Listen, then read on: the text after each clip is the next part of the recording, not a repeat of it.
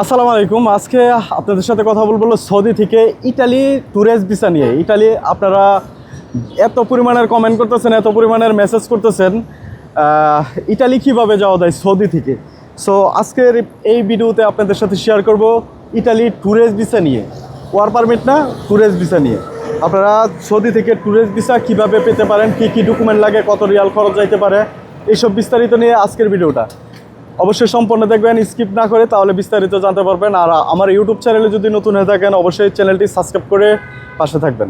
So চলুন আপনাদের সাথে শুরু করি প্রাথমিক ডকুমেন্ট দিয়ে। কি কি ডকুমেন্ট লাগতে পারে ইটালি যেতে গেলে ট্যুরিস্ট ভিসায়।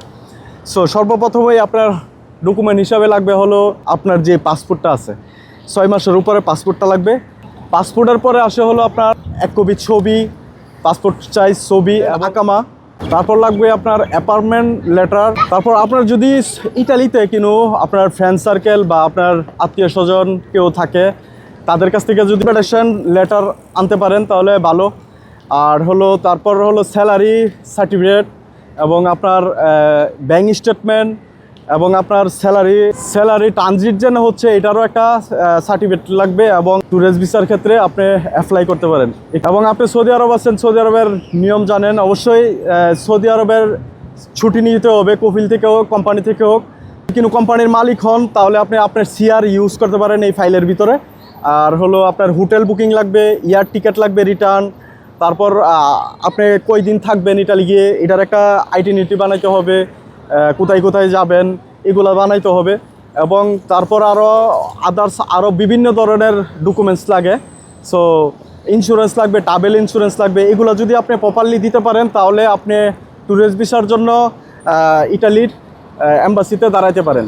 আপনার এম্বাসিতে যেতে হলে অবশ্যই অ্যাপার্টমেন্ট নিতে হবে এম্বাসির, যেটা বিএফএস গ্লোবাল।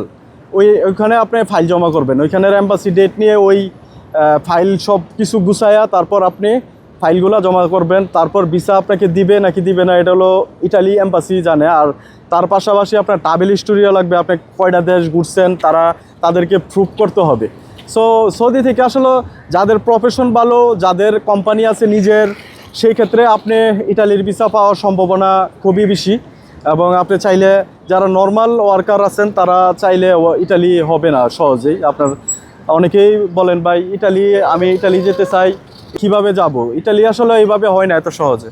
সেই ভিডিওটি ভালো লাগলে শেয়ার করে অন্য প্রবাসী ভাইদেরকে দেখার সুযোগ করে দেবেন। আর মতামতটা কমেন্টে জানাবেন, তাহলে আপনাকে আরও বিস্তারিত কমেন্টের মাধ্যমে আমি উত্তর দেওয়ার চেষ্টা করব। এবং ইটালি গেলে আপনার আসলে ট্যুরিস্ট ভিসায় যদি আপনি সৌদি থেকে ইউরোপ যান তাহলে গেলে আপনার খুবই অল্প টাকায় আপনি ঘুরে আসতে পারেন। ঘুরে না মানে ভিসা পাওয়াটা খুবই অল্প টাকায়, মানে বাংলার টাকা যদি হিসাব করি তাহলে 50,000-50,000-এর মধ্যে আপনি ট্যুরিস্ট ভিসা পাওয়া সম্ভব। ঠিক আছে।